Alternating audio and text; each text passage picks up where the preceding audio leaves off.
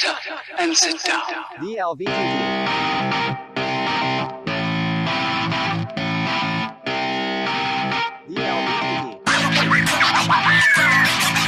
So excited, I see that. All right, welcome to who's the YouTuber in Vegas, and today I want to talk to you with two of my very good friends, the one who introduced me to Las Vegas community. Welcome to Tamara Gord, hello, also known as Vegas Best Idea or VBI. Yeah. How you doing? Very good. We're in Vegas, so what's not to be happy? Exactly, we're happy to be back. I have a lot of you who don't know you. Could you introduce yourself briefly? Who are you? What you're doing? Where you're from? I'm Tamara, and Gord. we're a married couple from Canada, actually. We're from a city in Saskatchewan called Saskatoon, and we've been coming to Vegas together as a couple for just over 15 years. Wow. We'll be married 14 years right away here, so just about our whole married life. Did you get married here in Vegas? No, we didn't. We thought about it actually. So yeah, that's a good question. It was one of the. It was options. a potential option. Yeah, Right. we got married in Mexico, but maybe we'll have an anniversary one day in Vegas. Oh, that would be nice. But we come to Vegas up to 90 days a year. Mm. It's like our second home. So All right. yeah, so We try to avoid the cold winter weather back home. especially. Although this year is a bit of an anomaly. It's been quite warm. There's actually no snow El at Nino home this right year. now, so It's actually snowing Yeah. in Denmark right now. Oh, is that right? It is. Crazy. And that's not common at this yeah. time. So. Yeah, it's usually minus 40 back home, so anything better than that is Yeah. good for But us. last year was rough, wasn't it? Yeah, Last year the was last really, 2 really years rough. actually. So. Okay, you're known as VBI, but who are Tamara and Gord when you're not on camera? We're quite boring. You're not. I'm basically saying, one time we met a couple on the plane coming to Las Vegas, and they were from Saskatoon, Yeah. Mhm. and they actually have a business with the airport in all the displays that they have there. Mm. For whatever reason, I think there was a discount or something. We ended up in first class with them, so we started chatting them up. And they basically said that in Saskatoon they work, in Las Vegas they play. Oh. So I kind of like that, and I'm kind Yeah. of stealing it from it. But that's Yeah. basically like us. We're at home, we're working, family life, normal life. And then when we come here, it's more social and more ourselves and really how we'd like to be. Yeah. But back home you just have too many responsibilities. So Exactly. that's the nice thing about Vegas. I think you always seem to have, you pick up on the energy of the city, and you really just it enhances your mood and makes us happy. Yeah, we call it our happy place. And de-stresses us instantly. So Yeah. I mean that's why we call it. It's also our therapy these days. Oh, I get it. We Yeah. say it's cheaper than therapy. Cheaper than Yeah. therapy. So you ended up as primarily vacation place. Yes. But what yeah. started VBI? So basically, we had a lot of people always asking us about Vegas because we come here so often, right? So they would ask us, where should we stay? What should we do? All sorts of things. So I first started it up as an Instagram account. Mm-hmm. So Instagram's where we started. We built that up a little bit and got some connections, especially with local people and friends and businesses. And then we started a website and with more information that people could reference. But then we started following a few people on YouTube. We weren't really big into YouTube in general, so but we started watching a few videos, and I don't know, we just one day decided, let's start filming our adventures. And Well, and then let's just pause here for a moment. She says we a lot, but really she's running the accounts 95% of the time. of course, the lighting and But we see you live No, he's- very he's- often. I do live do a lot of the lives. Yeah. I can walk a longer distance than Tamara can with some of her health issues, so I do a lot of the live streams here, but not all of them. And I'm always doing the technical part of the live streams. That's So you're taking. so I'm part of it. I'm just not when we're back at home and responding to comments and all that stuff. 95% of the time, that's her. Beyond time, it'll be me. So. Yeah. But yeah, it was just fun to start chronicling our adventures too, and we wished we had filmed the Right. whole time, since we've been coming here now. I think a lot of people Yeah. have thought about. I've been coming here for 20 years. Yeah. Could you imagine Yeah, starting I at that time? I know. That would Like, be some of the OG stuff, by now. I know. I think there was a bit of nervousness though in starting YouTube. I mean, first, a lot of people don't like to see themselves on camera. Yeah. They don't I like know to hear that. their voice. But after a while, you just get used to it, and it's not a big thing. So. When we first started out, we were quite nervous. We were doing the up and down videos because that's the style of video for Instagram, right? Yeah. And now that's more popular with Snapchat and with TikTok and and all that stuff, and the shorts now on YouTube. Yeah. But it was probably 5 or 6 of our videos where people were like, we're up and down. Can you turn your phone the other way so we can get widescreen so we can watch it on our TV? So yeah, it's a while to get used to. Yeah, it took a while to get used to that, but we really wanted to just capture our memories too, because we've been here so many times and we talk to people. We're like, we met you here and here, and they're like, what? I don't remember that. And it's like, we have it on video, or we have it on the photo, or something like that. Because as you get older, your memory starts to fade a little bit. So it's nice to go back to those videos and like, oh yeah, that was awesome that time when we did that, etc. And a lot of things aren't even here anymore. Exactly. Like we're talking about different clubs or restaurants or hotels. Right. Or even the Harmon Tower that stood right there for 5 or 6 years. It's crazy how they Yeah. changing, right? It is. It really is. So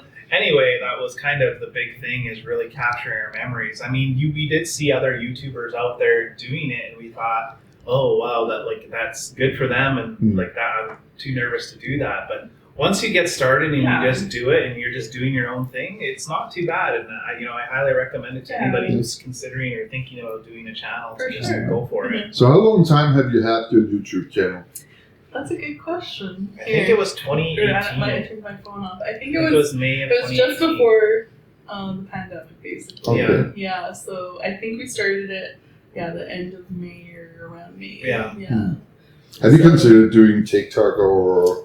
We have a TikTok account, and I just started posting videos a tiny bit to it again because I do Instagram a lot. But what about Thread or? We don't have any of that, but Gord is on Twitter. He posts a little bit on Twitter. But I think the big thing is that there's so many social media outlet channels. Hard to try to keep up with it as one person, if this is not your full-time job, it's really difficult. So to us, YouTube was kind of the more longer form video format. So that's where we kind of first got established. And honestly, I think that they probably have the easiest and most documentation on how to get monetized. Not that that's what it was about, but it's easy to understand how you get monetized on there. On some of those other platforms, it's not so forthcoming in how you can achieve it, right? And a lot of them too have higher amounts before you're considered monetized. So YouTube was pretty good. It was 1,000 when we started. I mean, some of the features now are down to 500 subscribers. So how many subscribers do you have? We actually just hit 4,000, but we keep going up and down. And do you have a goal for your YouTube channel? I don't think we have a goal. No, subscribers it never been a huge deal to us. But it's nice, it's nice to know that we don't know 4,000 people, so that's a lot of people to us. That's following us. To me, I think most people are attracted by that. Oh, this must be a good account because there's lots of subscribers, and that could very possibly be true. But in a lot of cases, subscribers doesn't mean those people are all watching your content, right? Yeah. So to me, I'd rather get people that are actually interested in our personality, interested in following, and the one who's active. Content. Not somebody who's just joining on a bandwagon moment and probably won't watch it yourself or might unsubscribe. I actually think that's part of our issue right now, is because when U2 was here, we did a live stream and we got 600 plus subscribers from that live stream, which was amazing. But in time, I mean, that was focused on U2. So if you're a U2 fan, that's great. But if you start seeing our content that follows, you're like, that's probably not what I was looking for. Really so unsubscribe. So even though we got all those subscribers, we're seeing a lot of up and down movement happening right now. So to me, really, getting subscribers based on the content you're producing is what you really want to achieve, and subscribers are going to stick around and actually enjoy and watch your content, and and are connected to your personality. And I know not all personalities connect either. So That's true. That's true. Ask you about my sunglasses. I'm gonna ask you about the sunglasses. Just wait. Okay, I'm gonna ask you right now. No, I haven't forgot it. It's back there. I know. Okay. How often? You mentioned you're coming here 90 days. How often do you get here? Just 2 times or 3 times, or are you having some special? So it varies. So some months you're years coming? are more than others, but we always try to come for our birthdays. Oh, right. So Gord's birthday is in April and mine's in September. And we love those times of year because the weather's usually really good for us. It's good to be outside. Yeah. And then we come every second year for Christmas. All right. So you won't be here next year. No, we probably won't. But you never know. We might bring our boys. But you have to keep in mind when we say Christmas, that's actually Christmas Day. There has been years where we've come like a little bit after Christmas into New Year's. Even or on New Year's Day we came once, or New Year's Eve, Because typically it's easier to get time off during that holiday season because most people have time off anyway. So. Yeah. But on average, we spend about 90 days a year here, but the goal is to live here for 6 months of the year in the winters. So that's where do you stay when you're here?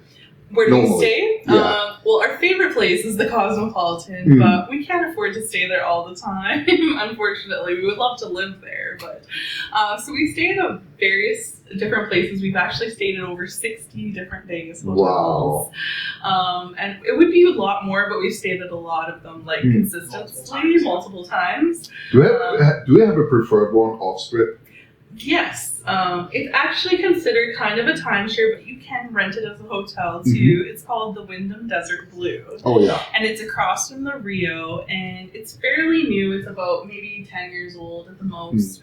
And it's all kind of about the Formula 1 track, right? No, it's on the other side. Oh, the it's Rio. okay. Yeah. But there is a few Wyndham properties. But the nice thing about it, it's kind of like little condos, and it's easy to get in and out of. You can put it down. Doesn't matter. Just to get some Christmas spirit. And then we used to love the Hard Rock that was just off the strip, but since they changed to Virgin, it just isn't the same to us. A lot of people saying that. Yeah, just the whole vibe, even the looks of the rooms have changed drastically. They locked the balconies.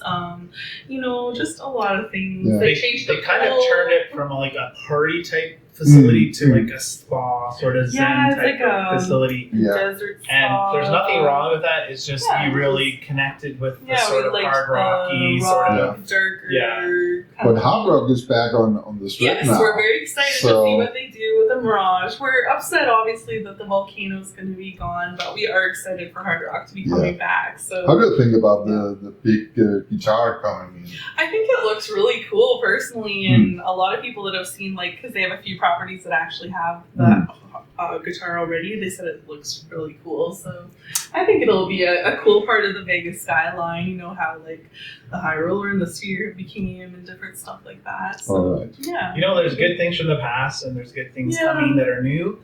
So it's hard because sometimes you want to see a transition and see something new here, but you also have that connection or good memories associated with seeing like the volcano or seeing the pirate show that used to happen at Island, etc. So I feel like you want to be able to share that experience with new people that you bring here. Yes. But those things are gone, but new things are coming, and I think that they're pretty cool too. So lots of new stuff's always happening. Yeah. It does. Yeah. While we're talking about the past and something, what is the best thing about Vegas, and what's the worst thing about Vegas? To me, I think the best thing, and this may sound strange because we actually don't go to a lot of concerts, but I think concerts here or performances here are probably better than anywhere else in the world because they build the performance halls around the performers.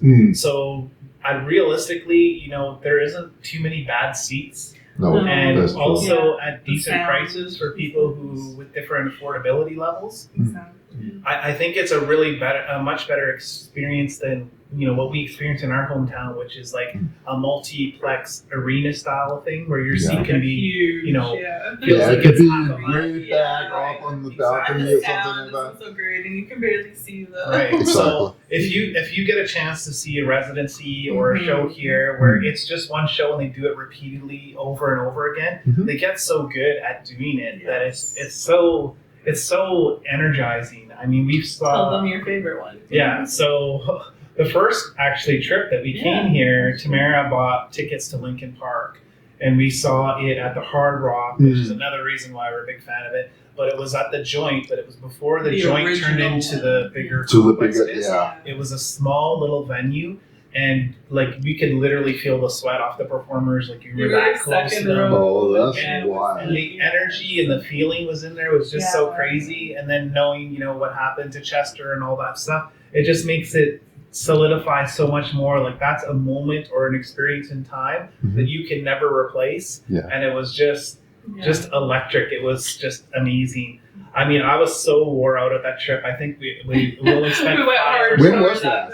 That was 2007. No, 8. Yeah, we started dating in 2007, and we went in 2008, right before his birthday. And that was my first time. And that was his first time ever. I brought him to Vegas for the first time. So, like, between that concert, going to check out all these free shows and went to some clubs, and we toured a lot of the properties. I was completely wore out, but then I also had a completely different version of Vegas. Like, I thought it was just gambling and sexual entertainers and just nothing but sin, but there was a real beautiful side and a real family side to it when I saw these themed properties and stuff as well. So I had a really incorrect view of Vegas, and it turned my view around instantly, and I was hooked. All right. He keeps wanting to come back. But you're both coming back all the time, and you're probably gonna be here until you can't anymore. That's the goal. And don't get us wrong, we've traveled other places too. We've been all over the world, really. But the fact that we're in Midwest Canada, it's only a 2.5 direct hour flight to come here. So, you could leave at your end of your workday and get here and start your evening and have a brand new fresh day tomorrow. Sometimes when we travel like to Mexico or somewhere else, there's a bit of that jet lag or a day or two to catch up, and plus you lose that day of travel, etc. So for convenience sake, and because we've know it so well, it's hard for us to not come back here because the amenities and the level of quality here is so high in comparison to a lot of the other places we visited. Like if you, and nothing against Mexico, but if they say it's a 5-star there, it's more like a 3-star in terms of like Las Vegas. They have some different levels of 5-star. It's not an international 5-star. No, exactly. So anybody can say something to 5-star when it's maybe not, but the point is that, I mean, just for bang for buck, what you can get here has always been great. I mean, it is getting more expensive, inflation, everything else going on with the world. That would be the negative. That now it's starting to get a little bit more expensive. I know. Especially with all the sports teams and stuff coming. The expansion of to have the NFL, the Raiders to move here, to have the expansion of the NHL with Golden Knights, and then baseball potentially coming, NBA potentially coming. Yeah, so we've noticed a little bit of a... You've seen the change between going from gambling to entertainment to more and more sports-like. Well, and the other thing too is like September, October when we usually come for her birthday, or April, May when we come for mine, or March, April when we came to mine. Those are usually low seasons here. Yeah. So not anymore. So I mean, it was fairly cheap, and we had a great time, and the weather was great. But now there's pretty much conferences constantly. There's games constantly. There's always some sort of event coming here. So the busyness has picked up. We actually said, I need a break. You mentioned you've been here 90 days a year. Have you ever considered moving here? Oh, we would love to. We would move here in a heartbeat. If we were Americans and we were just in another state like North Dakota, we would be here already. But it's not too easy for out-of-country people to move here and live here permanently. The best we can do as kind of the North America agreements between Canada and U.S. is do 6 months here. So you can do up to 6 months staying at one time in the In United total. States. Yeah, in total. Yeah. So I think that would probably be more of our intention. Mhm. There was a time frame here where we wish we would have just bought because the prices were so low, and Right. of course we didn't. And now they're kind of through the moon. During the pandemic, a lot of Californians moved here. A lot of people are moving from California because it's too expensive still to move here. So that's drawing the whole market up here. So it was like almost pretty affordable in terms of having a second property to now kind of being like, if you can't really move fully, it's a little tough to be maintaining two properties like that. Yeah, we were actually planning to buy this year, but like Gord said, the market. The market Went all is crazy. I've been so, looking yeah. at even I think, no, that's not so going to we're happen. just gonna wait it out, and for now, we can still get pretty good hotel deals. Right. Right now, we're staying at the Excalibur for $5 a night. That's so it. You can't beat that. right? Really. Even But when people gonna hear that, it's just, how do you get that room at that price? I honestly just got an email offer about it, and we don't gamble, guys. Like we're not gamblers or high rollers. So. The other thing is a lot of the big cities here in the States, if they've got a well-developed downtown core, condos are actually just as expensive or sometimes more expensive than homes are. Yeah. In our city, it's kind of the opposite. Homes are more expensive and condos are sort of a little bit cheaper. But here, it kind of makes sense to have a condo. If we were to have a house, you have that property maintenance and all that stuff too here. So we're kind of rethinking our idea or what our wants and wishes were from a home to probably like a condo if we were to do that at some point. But that's the goal, is to become, we call it snowbirds. Oh, okay. So it's to live in another warmer place for the winter months and like the birds that fly, away to get somewhere warm. But that's our goal eventually here. So for now, we just come as much as we can.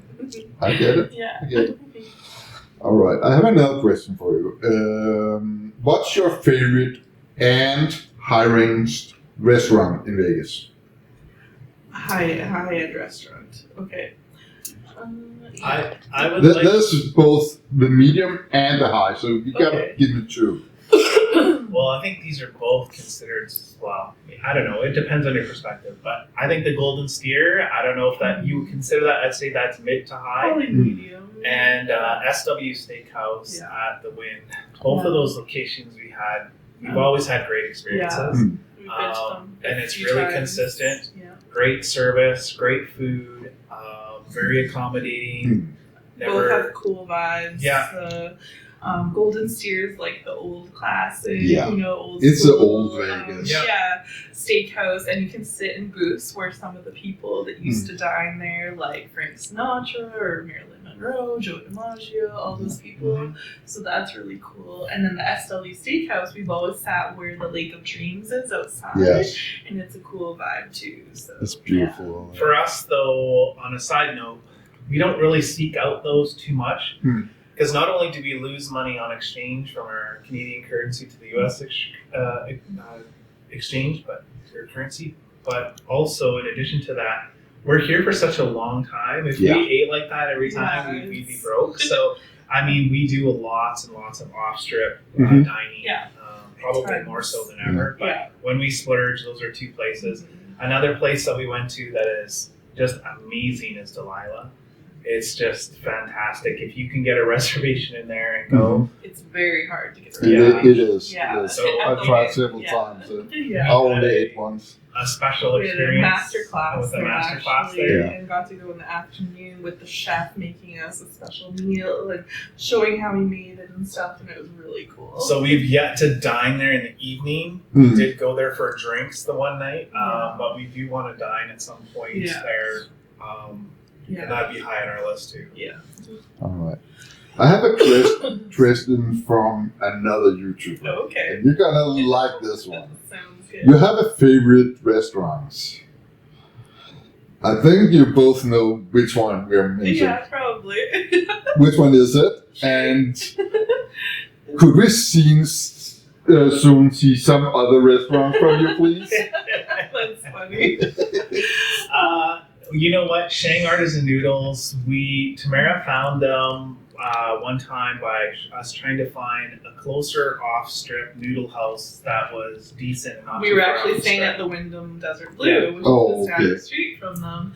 But I actually had it on my list too. I didn't realize I have a never-ending list of restaurants. But when she found it, we saw that the rating was really good, and we just ate there. I'm a big noodle guy, so You could eat there that's, every day. That's my it's my big thing. Yeah. You know, I think Tamara would like to go explore, but I think she lets me have my little Shang thing. So Yeah. I don't think there'll be a new one. No, you actually introduced it to me, and Yeah. I'm a big fan. Yeah. We all went there for Christmas summer, so that was nice. And it's just become one of those places that we like to take other people to and introduce. And they expanded recently. Yeah, Yes, it's very they expanded nice. recently. Actually, and they also have a third location technically at Durango now. Yeah. They have another one off strip as well too. But the price is decent. The service is great. It's super fast to go in there and dine out. I mean, some and it's people. close to the strip too. It's not a delicatessen or like fancy food really. But it's very traditional and very quick and very good. And they're one of the cleanest restaurants we've Oh, yeah. ever seen in our life. They scrub that place down every night, like to the bone. Yeah. Yeah. So yeah. Okay, I don't want a t-shirt anymore. No, that's Tell okay. us about your sunglasses. So I'm not trying to be a rock star, guys, with the sunglasses, but I've got migraines since I was like 4 years old, and one of my biggest triggers is bright lights. And Thomas today has all these crazy lights focused on us. So if I was not to wear sunglasses, I would have a migraine instantly. But yeah, the bright lights are very hard on me. So some of my biggest triggers are in like shopping malls or hotels or grocery stores or things like that, because always usually the lights are so intense. So I'm not trying to be all cool, but I know. I just don't want to drag it out a little bit because I know that you're saying, come on with that I question. know. It's funny. We've had people think we're like hungover or whatever. You're but not. You're good. And TJ likes to put these bright lights on I us know, because we are these pale skinned idiots. Exactly. Needs to warm up that don't leave the basement until we get to Las Vegas, so exactly. we look almost trans. Hydrating is alive. Do you have any tradition when you're in Vegas? Yeah, we have a few. We have a couple, yeah. So I guess our first one is we always attempt to do this. It's not always possible, 99% but of the 99% of the time we always try to hit In-N-Out Burger as soon as we get off our plane. We're usually hungry. It's a quick stop, and we're big fans of In-N-Out. Yeah. We know it's not necessarily the biggest burger in the world, but like for a quick snack we consider burger, it a we snack think it's burger. probably one of the better ones in our opinion. And being from Canada, we don't have a lot of these fast food places, so it's kind of like a treat to us too. So I know usually they eat at fast food. You don't usually do that on trips, but we're not from America, so like at least a dozen of these fast food places we don't have at home. Any other ones you can think of? We almost always try to see the Bellagio fountains, I would say, every trip. They're my number one favorite thing in Las Vegas. The nice thing is if we have a Cosmo room, we can just watch them even from our balcony or room. The last time you were here, you couldn't see it because of the Formula One, right? Yes. Yeah. Well, we actually left just before the grandstands were completely up. Oh. So they were partially blocked on the front side, and you couldn't walk along that sidewalk, but you could still see them on the overhang, on the overpass, or the walking overpass. Yeah, we know about 10 different angles now to watch them because we've found new But it's spots. still not the same as standing right there For Yeah. sure. with the Bellagio in the background. Yeah, no, it's so beautiful. I'm so happy that they've kept those over the years because really it's a free attraction. Yeah, right? there's been some rumors over the years about them that going away. Could have been like shops or something replaced there. So. I think that was an April Fool. Yeah, I made that. I made one of them. Yeah, and that's people's not. No, they're not going to do that. So. Well, I mean, it's just always been rumored because people know that water is expensive here, but they have their own springs, so that's where that water is coming from. Yeah. And then the second thing is that a lot of businesses have retooled. It's not so much about giving a free attraction to the consumers. It's about putting shopping and trying to attract more business and trying to get more revenue, right? Yeah. So that's the part of Vegas that we don't like to, referring back to that question. Seems like the it's getting more and more greedy. Yeah, it seems like there was a time period there where they were trying to attract people here Yeah. with all of these venues, and now I feel like they think they don't have to do that anymore, and now it's more about just getting the money from the people that are coming. Exactly. Yeah, and of course, Shang is always a tradition. We Yeah, gotta go of at course. least to That's Shang. true. You're At least always, once. Yeah, at least once. Yeah. Okay, back to your YouTube channel. You're doing the editing, right? No. No, who's doing the editing? He's never edited a video in his life. Really? Yep. He's the IT guy, guys, and I'm the one doing all the editing, and I also made all the website myself. He did nothing. Wow. Yeah, What are you so I'm using for actually- editing I'm your actually a videos? computer girl at heart, Yeah. so. Oh, that's yeah, cool. Yeah. What are you using as video editing? I actually edit everything on my phone, surprisingly, and I use an app called UCut. Oh, yeah. It's a super basic app, which I love, and it's easy to use, and I can do it anytime. I've edited videos on the plane, wherever. Yeah, So, I get it. and yeah, I don't do anything too crazy fancy or anything. How come not? Because it takes a lot of time to, It does. it already takes a lot of time to edit, and I take a lot of videos. I have 500 gigs of pictures and videos on my phone right now, so Wow. I could release videos for the next year easy. Like I have that much footage still to be released. So The other thing is, because we travel here so often and for such long periods of time, we have to be really considerate of the things that we bring.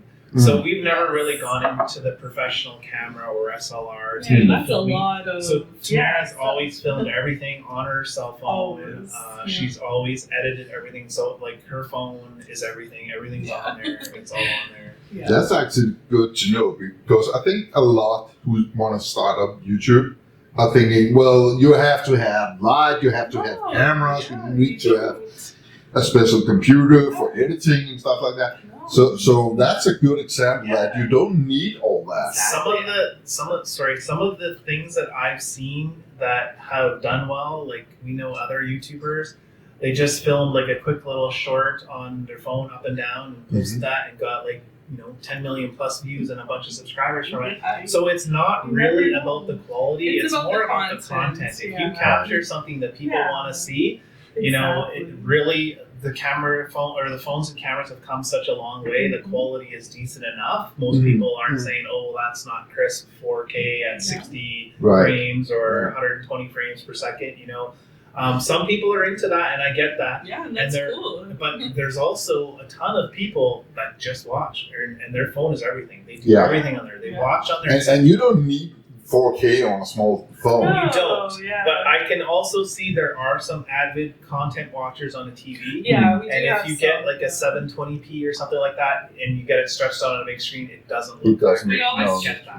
we always try to live stream as much as possible and at least 1080p, and that's why we use Prism. Or does because that's one of the ways that we can do that. So you film everything in 1080p. I film everything. But we don't focus too much on the frames per second or stuff like that, because we're not doing high action stuff. Like it's just general. Yeah, overall the quality's pretty good, unless it's something really dark or something in it, and that's never gonna be great. Cool. But I know even Chrissy from Light Shine, she does everything on the phone too. Like me, she she does.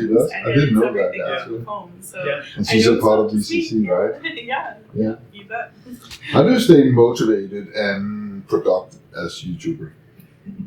It's tricky, especially being back home, because when we're here, it's easier because we're like here and in the vibe, and, especially the live stream, obviously.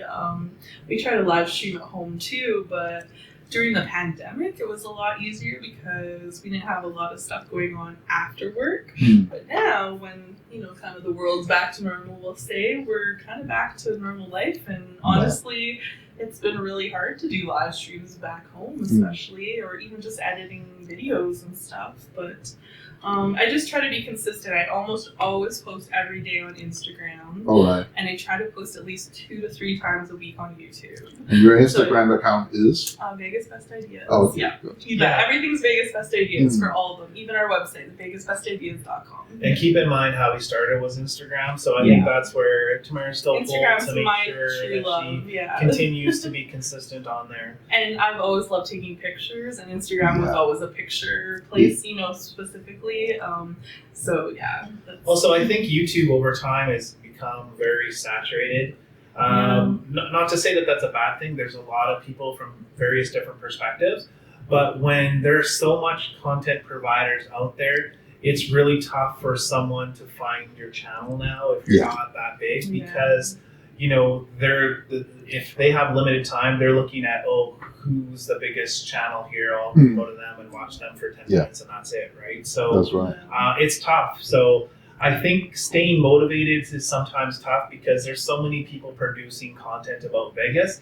The other thing is, as much as we love Vegas, not everyone in the world is big Vegas fans. So we're producing videos for a niche audience, and there's a lot of content creators that are Vegas fans and produce a lot of content for Vegas. So you can get pretty saturated. We are not the gambling channel at all, so we have very little to zero. We do have some slot play, but not a whole lot. And there are a lot of people who just want to see slot play, and they're not really into the general vlogging. I find, though, overall, throughout the years, I think the things that go across platforms for most people visiting Vegas are room tours. Yeah. People just want to see the different style of rooms. They want to know exactly what they could be potentially getting when they come there. Yes. And so those always do well. I know they're not necessarily that artistic, or there's not that much editing involved, but they're still a very good content that a lot of people are searching out on YouTube and looking for and trying to see what a certain room. We try to do those as much as possible. Yeah. Been coming here for the last 15 or 16 years. What has changed most about you and your channel?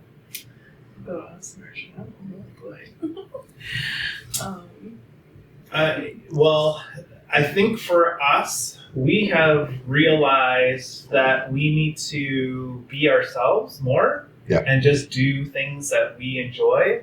I think there's a tendency when you get into YouTube that if something feels popular or a video does well, that you try to lean into that and try to get more views and try to get more popularity from that. But ultimately, I don't think that that's going to lend or keep your creativeness and your motivation going. That's why I think that you should just be true to who you are and yourself. And if the right people who want to follow you and are attracted to your channel will, and the others that don't, that's fine. I mean, that's why there's all the variety out there, so you can tune in or tune out if you don't want to. So I think that's probably one of the changes. I don't know if we were really necessarily ever chasing it at the beginning, but I think, everyone wants to get to that monetization of 1,000. So, I mean, that was a big motivation at the beginning. But after that, again, it was pretty much just back to doing our own content. So you're not doing this for money? No. I mean, the other huge aspect was building the community, and that was really important. And it actually was very helpful for a lot of people during the whole pandemic period. Exactly. But again, now that the world's open again and everyone's back out there and they're all doing their thing, I don't think people have as much time to invest in watching videos. So I've noticed even big YouTubers, their view count is not, unless it's like some new content that everyone's interested in, right? But on a whole, I just think people are now back to really living their life, knowing that you were so restricted during the pandemic. It's important to live your life and go out there and do those things. So to me, I think that's a good thing. And that's why we've kind of stepped back to, we were trying our best to watch everyone's videos and support everyone, but it's so overwhelming. It's really become like a second job. And it's not that we don't like people and we don't want to support them. It's just, we also have to consider how much time we have left on this earth, and we want to spend it in ways that make us happy and with our family, and we have responsibilities that we have to look after too as well. But we don't do a whole lot of local content at home. We try to focus on Vegas. That's what our channel is about. So, I mean, there are odd videos out there, or we'll try to connect with just the community that really wants to catch up with us. And Especially if we've been away for a while. Like this last time, we've been away for 3 months, so we did a couple videos at home and stuff. Talking about the community, you have hosted the VBI Rocktober event before. It seems like a popular event. Why have you changed that? You know, my thing, Thomas, well, this is my thing, but I think Tamara kind of feels with it too, is when we connect with people, we really want to connect with them on a deeper level. Right. And the bigger and bigger an event gets, the more difficult that is to achieve. Yeah. And I feel like certain people are traveling for long distances, etc., with maybe the hope to spend potentially time with us. I'm not sure. I know the event itself attracts because you get to have all these people there to meet. But literally, in a 2-hour event, if we have 100 people there, I can't even say hi to anybody for more than 2 minutes, because if I do, that's the entire time of the event. Plus, there's a lot of stress with organizing it all, especially being from Canada. A lot of stress where people have jammed out on us last minute, causing us a lot of stress, because we want to make sure that when we say that something's going to happen, that it's going to happen. Right. And people can count on it, right? So that was one thing. And I think overall, we just want to have smaller groups. If we can visit with 10 or 20 people over a series of days and actually spend a good solid hour with them at a meal, or an hour and a half of the meal, that is more value to us than, you know, trying to have them all in one place and just have a couple minutes to say hi. So I think that's a big part of it. Maybe you've got some more to say on that. Yeah, I agree with Gord. Rocktober started out fairly big. We had about 50 people at the first one, and it was during the pandemic. The second one was around the same amount of people, and then the third one was 100, but we capped it at 100. We could have probably had a lot more, but again, I thought 100 was tons of people, you know, like Gord said, to even just talk to everybody or visit with everybody. So we decided collectively we wanted to go back to a smaller thing, and we wanted to make it a whole new event for people to not get confused, you know, by knowing Rocktober is this big event too. And then also we wanted it to be during a time that we were there consistently, which was Gord's birthday in April. So we changed it to April just to also have like a spring event too, because people are used to having a fall event now with you know, Granny Fest and stuff too. So that way there could be, you know, different things for people to go to. But yeah, people don't realize a lot of the stuff that goes behind the scenes in planning events. Right. Some of the stuff that happened to us for each year of Rocktober. I'll give you an example for year 2. That we had a party bus booked, and the day of my 40th birthday morning, they canceled on us a few days before the event.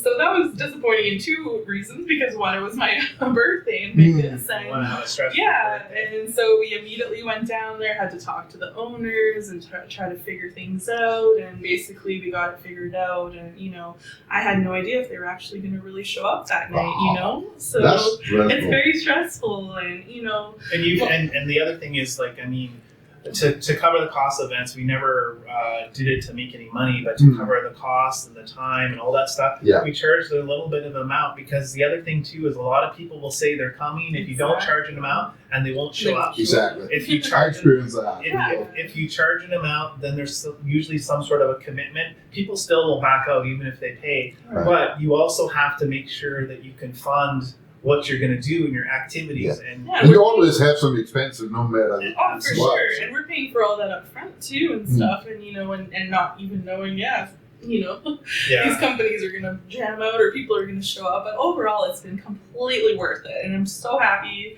that we had all 3 events. And the first year started with, you know, a few of us kind of coming up with it, and then we kind of adopted it after that, and then we just kind of decided we want to go back to something smaller, because it's just more our vibe. And so you have a new event.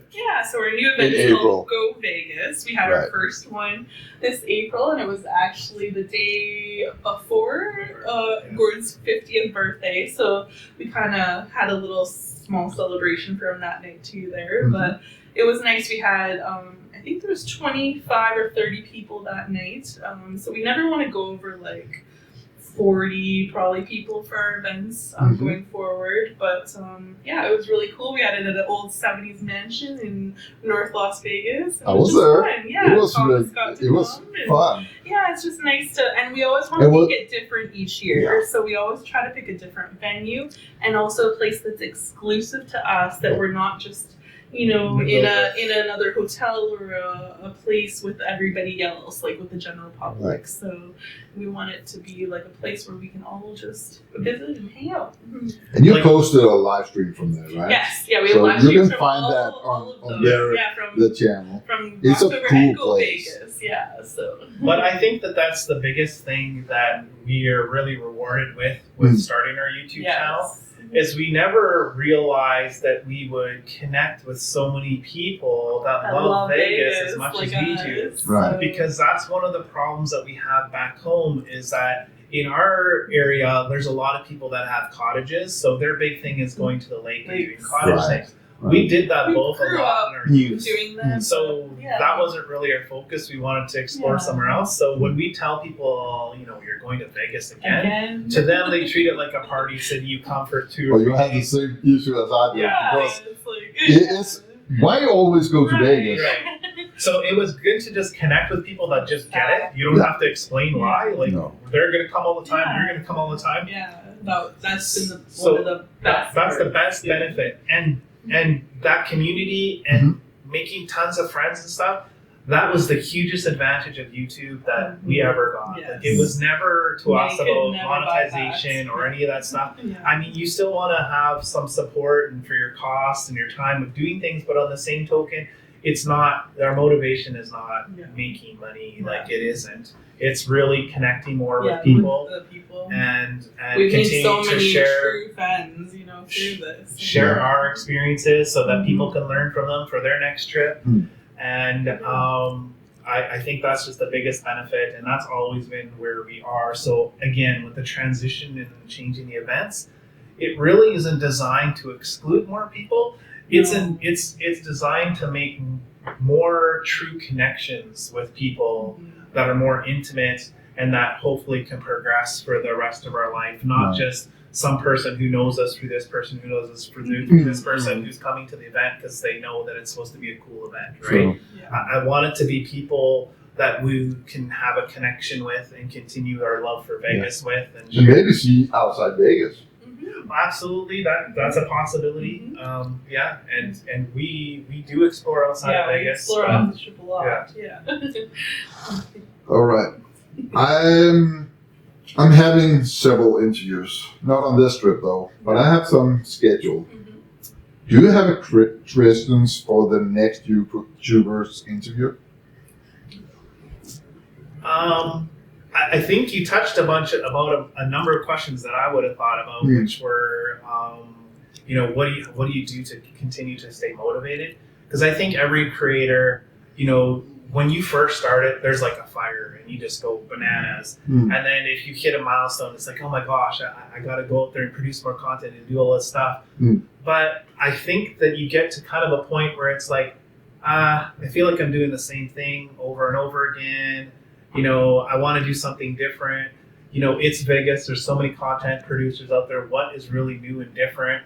So I think you just eventually have to realize that you are who you are. You're going to film what you're going to film, and the right people that want to follow your stuff are going to come and follow you. And if you just do that, I think you'll continue to stay motivated enough to keep producing stuff. So in terms of questions to other YouTubers, I would just like to know what their true motivation is. Like, and you've asked us that question too, but like, is it monetization?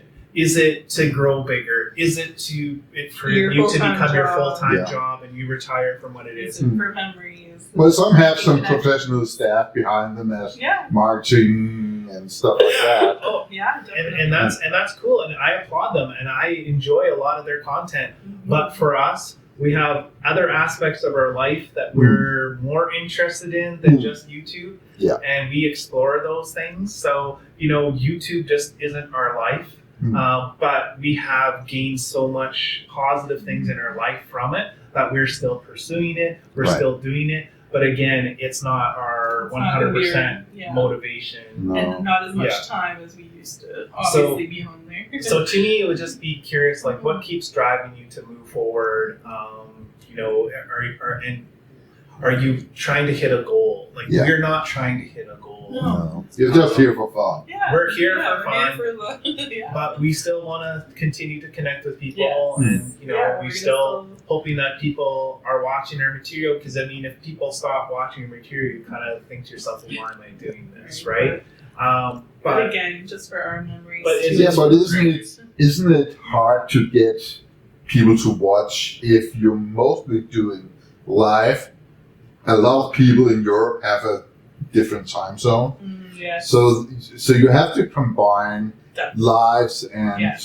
some YouTube videos. absolutely, That's and why I that's- said I try to post at least twice a week, either shorts or a regular video. Mm. Gord tries to do a live stream at least once or twice while we're here, depending on how long we're here. yeah. And then, we try to do some at home too if we're, here The thing at is, various times. You kind of hit the nail on the head there, Thomas. Really, you have subsections of people who subscribe to you, right? Mm. You've got people who are into the live streams, and you've got people who hate those things. Mm. You've got people who love the shorts because they're short and quick, Yeah. but they're not going to spend 20 minutes to watch a video. Exactly. And then you're going to have the people who Saturday night, they've queued up 20 videos and they want them to all be at least 20 to 30 minutes Mm. because they want to fill their night, Right. right? So So we try to have a mix, you but yeah, it's don't hard. know, and we're not Yeah. catering to a particular audience just to grow that either. Like, we're just doing what we want when we want to do it, and hopefully that connects with people. So I know it seems like we're scattered and a bit all over the place, but we're doing that because we're scattered and a bit all over the place. We want to always continue to explore. We want to always continue to look at new things. Mm. We don't want to just be stuck in a niche of some sort. Right. So I think that's the big we're a thing very to us. general channel too. We're not a No, you we're not- change all the time. yeah. that's We do restaurants, we do hotels, we do things to do, we do live streams, we do events.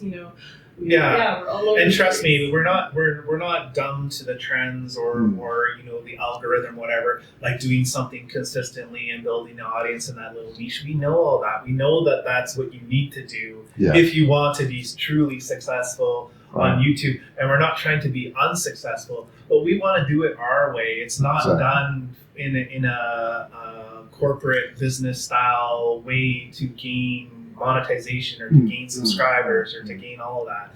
That's not really our motivation, and it never has been. You're a Canadian. Yesterday was Boxing Day. What is Boxing Day? Why do you Canadians celebrate it?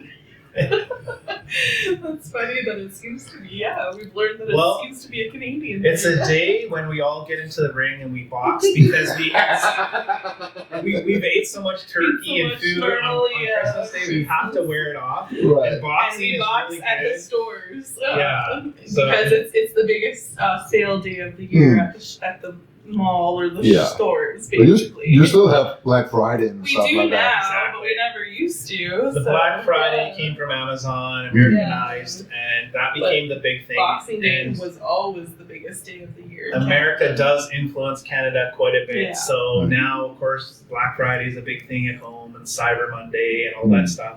And it all seems to happen, right around the Thanksgiving weekend for Americans, which seems to me to be the bigger holiday, maybe over even Christmas. Yes. For us, it's more Christmas. Mm. But yeah, like Tamara said, Boxing Day used to be the deal day, and that's what everyone Crazy did. story. We got up once at 3 in the Yeah. morning. It was minus 40 out. We took turns standing outside with huge blankets on. Oh, that's And crazy. to try to get TVs and stuff, and we ended up only getting like iPod Shuffle. iPod Shuffle and a digital frame. We didn't even get a TV. And I think the iPod Shuffle was like $20 off Yeah, its I normal know. price. Oh. It was So it was, ridiculous. it was It wasn't really But worth no, it it though. wasn't worth it. But there So, were like, people never literally again. there with like With propane tents heaters and- yeah. and tents Yeah. that were camping out since like 8 p.m. the night Yeah. before, Oh, just to be it the was first in line pretty to get a TV for $200 or $300 off. Oh. So Yeah. But yeah. Is there anything we haven't covered that you want to say before we are closing out with the last question?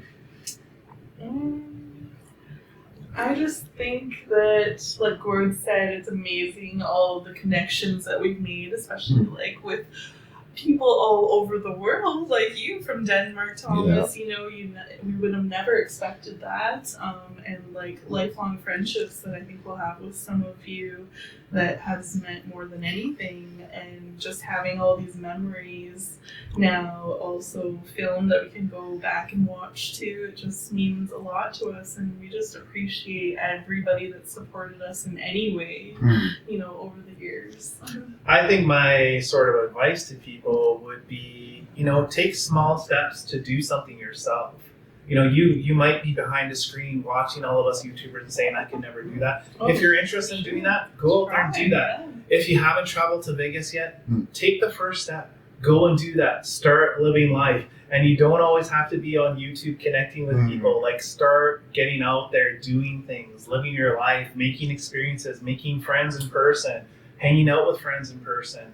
I think that the pandemic, if anything, has brought too much fear to people, too much sitting at home, waiting for something to happen, or judging other people through your screen. That's not going to make you happy. Get out there, live your life, do some things, have the courage to take the first step and just do it. Because trust me, that first step's the hardest, but once you do it, and you're going to get embarrassed, you're going to embarrass yourself, and you don't know everything. No one does. But how else are you going to learn by not getting out there and doing it? You have to do it. So that's true. And we want to keep giving you guys tips how to come here on a budget too, because honestly, there's a lot of ways you can still come, and you don't need a lot of money. Like, you hear stories about how Vegas is so expensive, but you can still figure it out. You can still get good deals now. We're sitting a real big, nice suite.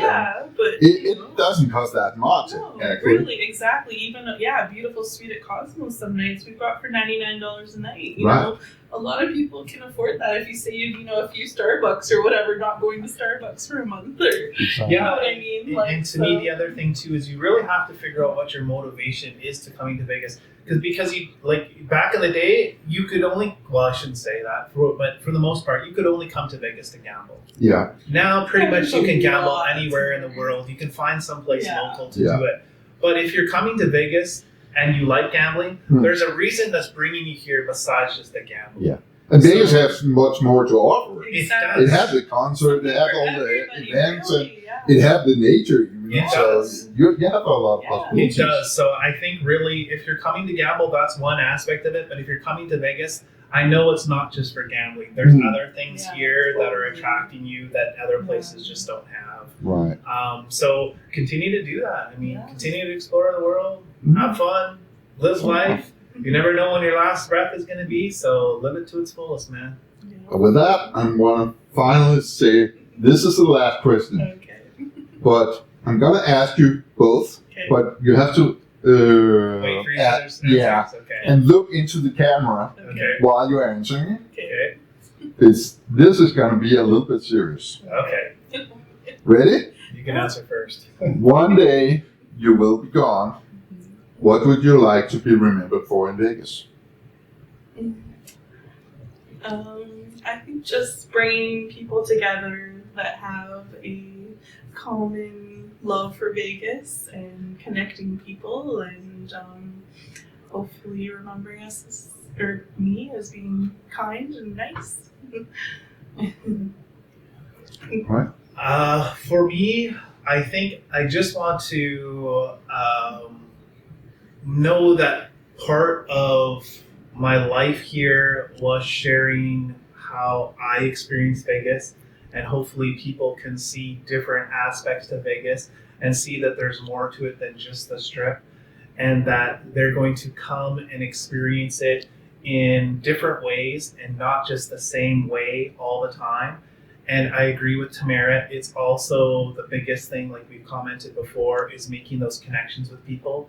So even if you didn't connect with us, if you connected with someone else through the product of an event or something that we did that got you to meet that other person, I consider that a mission accomplished. I think we just all want people that are like-minded and interested in the same things to connect and to connect on different levels, and us making a medium for that to happen, if it was one of our events or something we did or our channel, we just are proud of that and happy for that. And if we're known for that, that would be excellent. Perfect. Good answer, guys. And with that, we finish up and say, take a look at the channels. VBI Vegas Baseball Ideas. Thank you so much, Thank you guys. so much. Yes. Yes. Always be. Oh, can we say this? Yeah, you can. Always be kind. Keep Vegas on your mind. Thank you, guys.